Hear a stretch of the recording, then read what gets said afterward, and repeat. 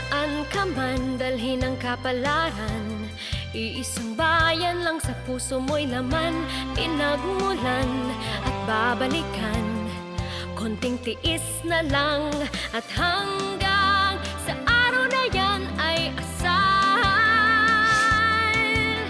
Kami nandito lang, sabay na pakinggan ang mga kwento nyo. Isigaw natin sa mundo, bagong bayani namin kayo. Sipag at tapang nyo, hinialay sa mundo, sinasaludo namin kayo. Filipino, itaas ang noo, ipagmalaki mo ang galing nyo, isigaw sa mundo.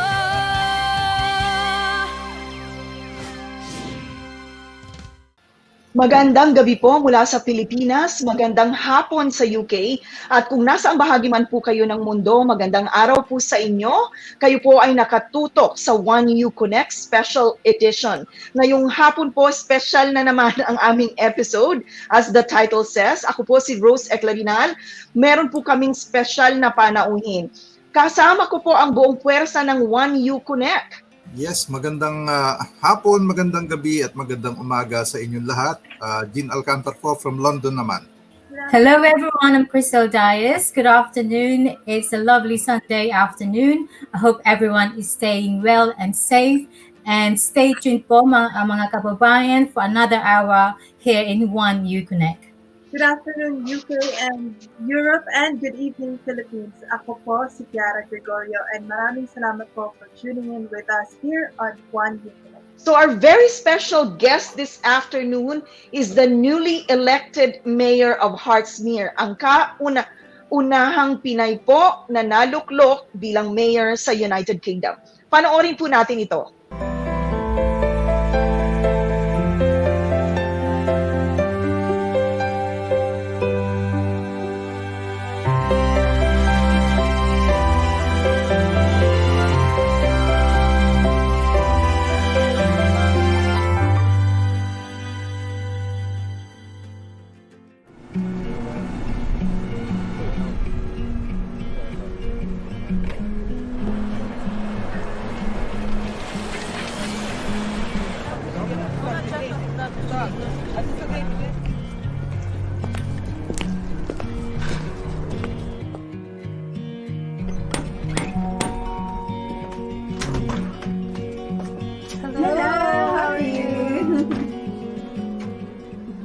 Kilala sa United Kingdom at sa iba-ibang panig ng Europa si Councillor Cynthia Barker dahil gumuhit siya ng pangalan bilang unang Pinay sa UK na naluklok sa politika.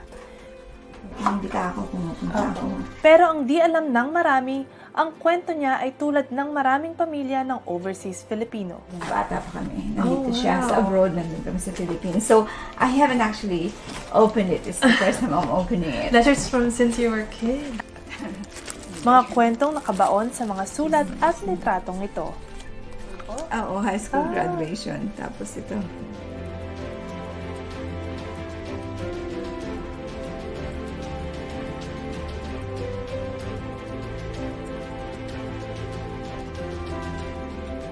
Para kay Councillor Cynthia, nakaugat ang tagumpay niya sa sakripisyo ng kanyang inang si Nelly. Oh my gosh, these are precious. Vision is special happiness.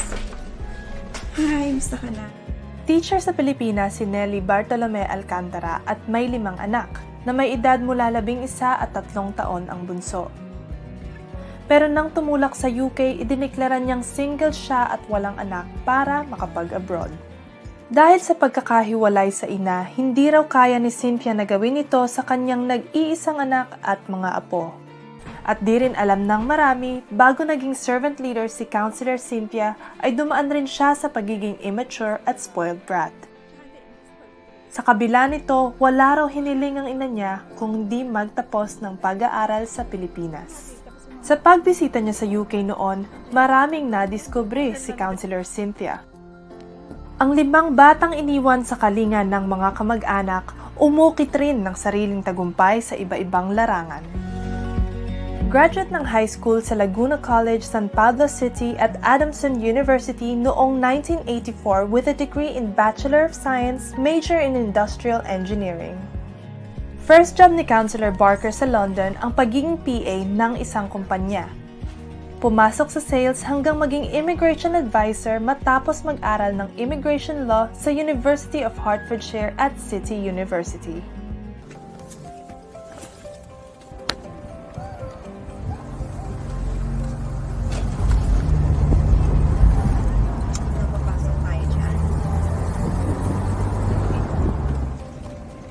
Matapos ang matagumpay na re-election sa Hertsmere, noong nakaraang Mayo, tinalagang Deputy Mayor si Councilor Cynthia sa Hertsmere.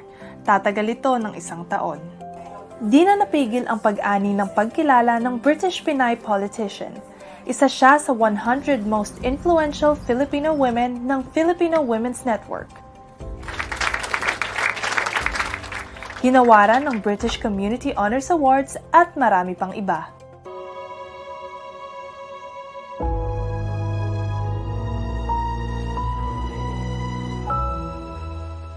Walang duda na ang humubog sa matagumpay na karera sa politika ng unang Pinay councilor sa UK ay ang kanyang ina, na dating OFW. Thank you po. Ako po si Kiara Gregorio para sa Juan, Konek.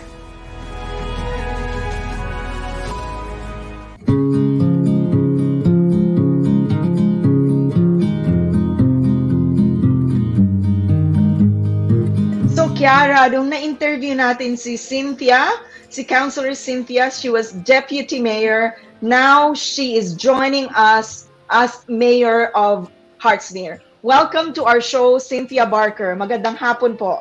Hi, Cynthia. Hi, There is Cynthia. Yes. Magandang hapon po sa inyo lahat. Cynthia Barker po sa UK. At maraming salamat din sa Juan Konek for inviting me on a Sunday afternoon. So, yes, I'm here for you and you're here for me. Salamat po. So, Cynthia, yung pag-interview namin sa inyo when we went to your place in your borough, that was quite an experience. That was last year. Ibang-iba pa po yung panahon noon. You were deputy mayor. Tapos ngayon ho, kayo ay mayor na ng Hertsmere. At nandito tayo sa pandemic at nagkaroon ng election. First of all, we would like to congratulate you for raising the flag of the Philippines because you're British Pinay. Napakalaking honor yun para sa ating community. At saka, napakaganda rin kasi sa council namin. Talagang very diverse ang aming ang structure sa council. And it's good, for them to recognize na may Filipino tayo merong mga Pilipino sa community namin. And it's nice to be the first one na elect. So who would like to fire the first question to our newly elected mayor? I'll ask the first question. So, Okay. So it's me, Crystal. Hello, Mayor Barker. Right. How you came to the UK? Your first work. Oh gosh, how do you answer a lawyer? Okay, actually, my story is my mom's story. Nauna dito talaga yung mother ko.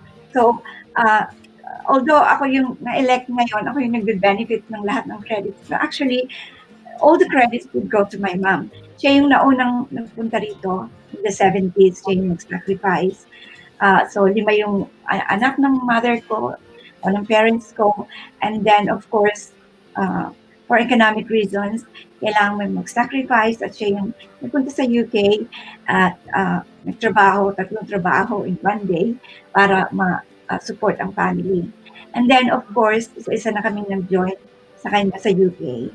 Pero nakakadalaw naman ako noon sa kanya, visit lang. Pero nung nag-settle na ako in the end. Right, next question. Yes. Kiara, you were the one who interviewed Cynthia, but you're running out of questions. Yes. So tell us more about your mother, her OFW story. Okay, paiiyakan na naman ako ni Kiara. My mother actually, andito siya eh. Okay. Oh, She has a photo. There you go. Permanently. Ano, so she's our hero kasi, yeah, ano nga ulit, kaya wala ako. So, my mother came in the 70s, tapos, she's a teacher, public school teacher sa Philippines. Tapos pagdating dito, she was a nanny and housekeeper. Lahat na tinrabaho niya hanggang sa hospital. But she was so full of life.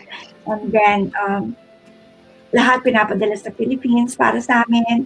Basta mag-aaral lang daw kami. Our life was simple. At sumusunod lang kami.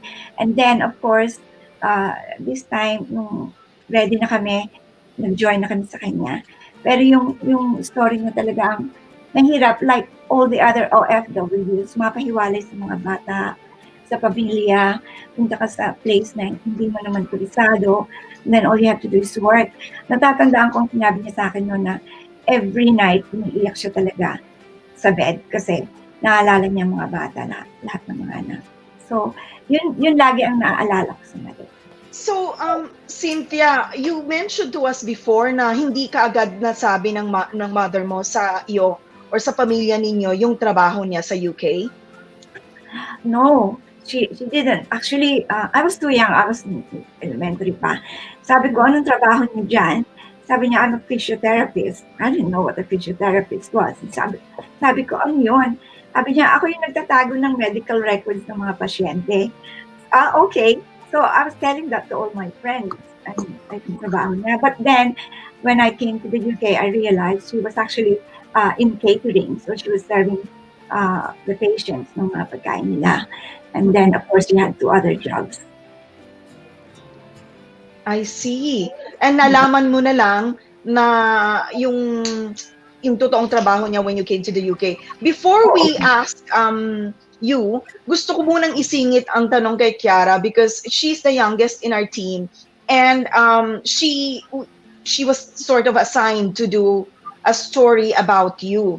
So Kiara, dun sa process when you were doing a story with Cynthia, ano yung mga natutunan mo? I learned that yung story ko ni Mayor Cynthia is very much like the OFW story of my parents. Parang it's a common theme na, you know, pag OFW, nandyan yung struggle, nandyan yung hirap, but in the end, you know, we somehow, being Filipino, somehow we all make it through. Okay. So yung yung OFW, because ang nakikita natin kay Cynthia now is, you know, yung success niya. Pero bago niya nakamit yung lahat ng ito, she had a beautiful OFW story sa tulong ng kanilang ina na nagdala sa kanila sa United Kingdom. And bago sila nadala sa UK, yung typical OFW story na malayo sa pamilya, nagsakripisyo para suportahan ang kanyang mga anak sa Pilipinas at some point ay gumawa ng kwento para hindi ganon masyadong malungkot yung mga anak niya sa sa dami ng trabaho na kailangan niyang gawin sa UK. So, yeah. So yung revelation na yon nung ginagawa natin yung story ni Cynthia was, you know, I was touched by it. Because yan talaga yung storya ng mga OFW. Naririnig natin yan sa mga kababayan natin sa Middle East, pero hindi natin inaakala na maririnig din natin yan sa United Kingdom. And then, yung storya na ito, makakapag-produce ng isang mayor ngayong panahon. Hindi po ba? Parang nakaka-proud talaga. And I'm sure a lot of those na nagpa-follow kay Cynthia, hindi rin alam yung siguro yung aspeto na yan ng kanyang kwento. So, dako naman balik tayo sa politika. Cynthia, paano kayo napunta sa politics? Actually, Rose, natural progression yung pag-involve ko sa politics kasi involved na ako sa local community ko. I live here. I've lived here for about 30 years. So, involved ako dito. I do volunteering, involved ako sa Rotary Club, sa museum, trustee ako sa museum. Marami akong involvement dito, pati sa school, governor ako. So, involved, yung mga ginagawa ko as a volunteer, actually is the same things that the politicians do. They serve the community. So, nagbabangga-banggaan kami doing the same thing. But actually, in 2015, that's when they asked me na-invite ako to join the political party at saka na mag-stand sa election. And then that's when I realized we all actually have the same objective to serve our community. And dyan na-involve na ako. So, kung ano yung mga ginagawa ko nun, yun na rin yun.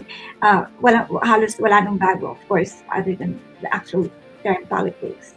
Cynthia, can you please describe to us, paano ka ba makapasok? Kasi ang partido mo is the Conservative Party. Mahirap ang sinasabi ang mga na-interview ko, ang sinasabi nila sa akin is parang pag pumasok ka sa Conservative Party, para kang dadaan sa butas ng karayom. Can you please tell us about your experience?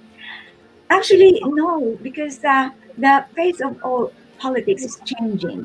We're now embracing, the whole world is changing. So embracing different things, different issues. The whole thing is evolving all the time. Some parties will evolve slower than others. But what's important is kailangang ma-involve tayo para we can help in changing politics and adapting it to the current politics and map of the world. Ngayon, dun sa hindi mahirap. Actually, I invite everyone to join. Kaya nga na-launch ko yung Conservative Friends of the Philippines to encourage everyone to get involved with politics. Kung hindi pa sila, wala pa silang confidence or kakilala, you know, if they join, so 25 pounds a year to join the party, then they can start learning how things work and get involved. You have to be British, obviously, and over 18. But other than that, yun lang yung main criteria. So walang dadaan ng mahirap na butas ng karayom. And I promise I'm here, I can help. And then, of course, because this is new to everyone, ang advice ko lang is when you join a political party, kung ano man yung, tingnan nyo yung mga manifesto nila, tingnan nyo kung if you relate their vision, to their policies, and then you join. Anyway, if you're not happy, you can not join and join another one. That's fine. People change their views as they mature or as their roles evolve. Ako naman kasi, I relate with their with everything they do. That's why I've always been a member ng Conservative Party, yung party ng aspiration. So dito, we can do what we want to do and reach our aspirations, but you have to work for it. Yeah. So, yung iba, maraming political parties, you can also run as independent. But it doesn't matter sa umpisa. Ang kailangan lang, ma-involve muna, whatever your political views are. And then you learn from there, integrate your political party. Try not to change everything in the party. Just learn for the first year, help out with campaigns, tapos makikilala niyo na yung association. Pag may mga fundraising, mag-involve. And then, that's how you learn it. Okay. Jean, do you have a question for Cynthia? Well, actually, I don't feel I should ask her a question because, disclosure lang, full disclosure, a younger sister ko si Cynthia. And of course, we grew up together. I know her inside and out, and alam ko yung istorya niya. But I just want to say, how proud I am sa ginagawa niya. At siyempre, proud na na-achieve niya yung ganitong level sa politics. No? I myself have been trying to, go for elective posts. Nag-try na rin ako ng maging councilor. In fact, that was for the Labour Party. I tried to go for UK Parliament 2 times. And then I even tried for the European Parliament. So, nung manalo si Cynthia, 2 position nga agad, sabi ko, baka siya yung may faith to play a role in British politics. So, siguro, iwan ko na lang siya doon dahil supporter na lang niya ako sa ngayon. So, congratulations to this. Thank you, Kuya. Rose, can I add something to that? Go ahead. My journey, I'm enjoying all the credit and all the successes. But actually, if you look at it, ang mga naghihirap at nagsakripisyo, yung mother ko. And then next, of course, Jean. Jean is one of my political mentors because I learned about campaigning from him and I was helping him in the past. And of course, my other friend who's also a political mentor is Charles Kelly. So I had, these forces behind me na mga nag-sacrifice para matulungan ako to where I am now. Thank you. Wow. So behind a successful woman are great men. Yes. It must be very nostalgic for Jean as well, hearing the story of how it all started with your mom. She sacrificed her life for her 5 children, and then you guys being in the UK, you have got a successful career yourself owing to your mother. So yeah, well done to you guys. So congratulations, I'd say. My question is because Gene started with Labor. He also tried to run for as MP in the EU Parliament. Si Cynthia is with the Conservative at alam ko yung asawa ni Gene, na kaibigan natin si Pai, ay iba rin yung kanyang political belief at saka yung party affiliation niya.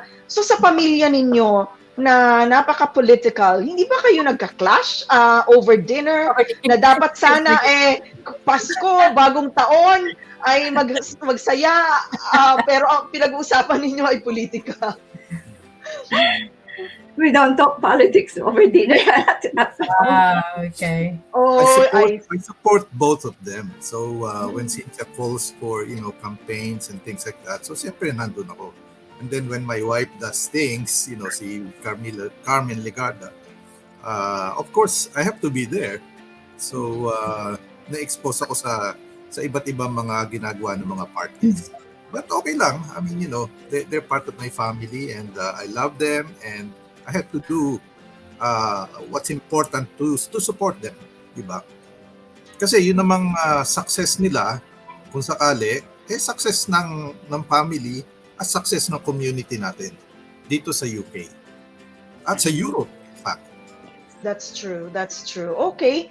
So at least we know now na hindi po sila nag-aaway-away kapag may okasyon or over dinner. They don't discuss politics. Talagang purely family affairs. Family affair yan. Siguro yung mga personal na problema nila at kasiyahan na sineselebrate nila during banquets, yung mga dinner ni Eugene. Walang politika. So, yan ang sikreto ng masayang pagsasama ng pamilya. Pag-usapan ng politika. Yes, I agree. Okay. Kiara, you have more questions for Councilor Cynthia? Mayor! Yeah, come on. I think this one goes out to the younger people as well. A lot of younger people are becoming more aware of what's going on around them and are becoming more empowered to make a change. And some are even considering to step into politics. Mayor Cynthia, what would be your empowering message or advice that you could give to the younger generation of Pinoy politicians? The younger generation, that's our future, that's our hope.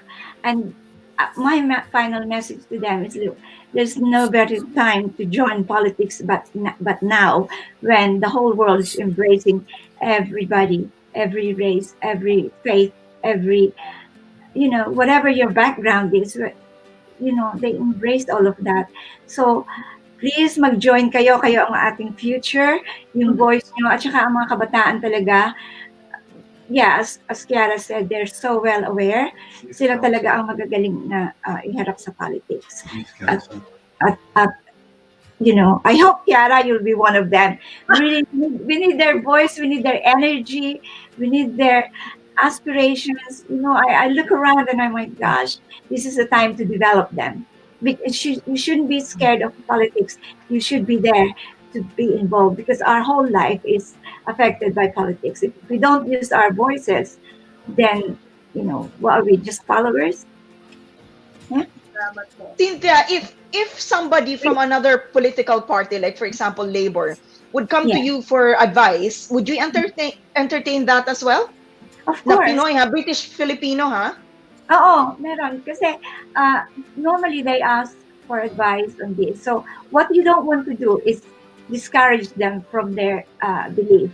Whatever political party they support, let them stay there and join. And then you advise them on, like at the moment, I'm mentoring somebody.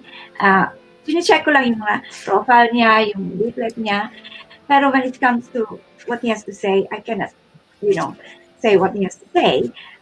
Meron naman yung iba hindi pa alam. So I will just say, especially if you want to run for public office, it's better na mag-join ka ng political party kasi kailangan mo yung political machinery behind you. Kung independent ka kaagad and you don't have the experience, you don't have the money to run it, it's going to be very difficult. So it's better to join and learn from them kasi i-mentor ka rin nila. At the moment, all we want is everybody gets involved. It doesn't matter kung ano yung political belief nila at political party nila. Just get them all mobilized. Lalo na ang Filipino community, talagang political naman tayo eh. So let's get them and get their voices heard. Get them elected. We are also seeing some clips. I think that was the election, Cynthia. Can you please give us a little bit of an insight into the election? Kasi lockdown ngayon, so paano po nangyari yung election na sa city council, ano? Was it online? And also, ilan po ang councilors na bumoto?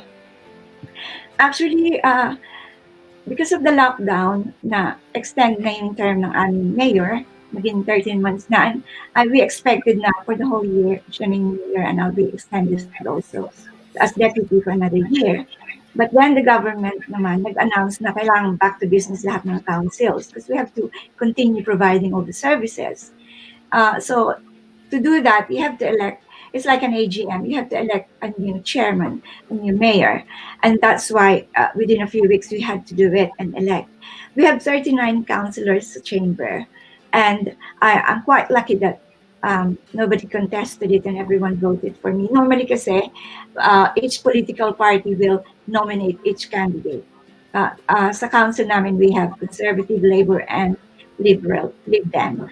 So they normally propose their own candidate. But when it came to my time, I was lucky na hindi nag-contest and they just all voted for me. So I had the unanimous vote. So yeah, it's all luck and nice. Yes. Good news. So, okay, nakasulat sa tadhana niyo talaga na maging mayor. Kauna-unahang Pinay mayor sa United Kingdom. Ang unang Pinoy mayor naman, ang kababayan po natin na si Danny Favor ng East Instead. So we're also equally proud of you, Mayor Danny Favor, for also raising the Philippine flag. So, meron pa po tayong tanong? Yes. Well, actually, I think we need to also acknowledge that in Europe, UK nangunguna tayo, no? That in Europe, there are other Filipinos who are now starting to make political waves. Kasi sa Italy, nagkaroon na tayo ng ilang councilors, no? At I know in Norway, I think Marcel Ingles ran for office, hindi nga lang sa pinalad. Ang kaibahan kasi sa Italy, merong order ang European Union na kailangan involve ang local community sa local politics. Kaya sinwerte dyan yung mga kaibigan natin, sina Pia Gonzalez Abucay at sina Romulo.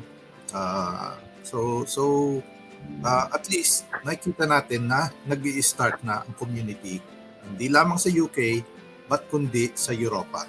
So sana magtagumpay tayo sa ibang bansa rin.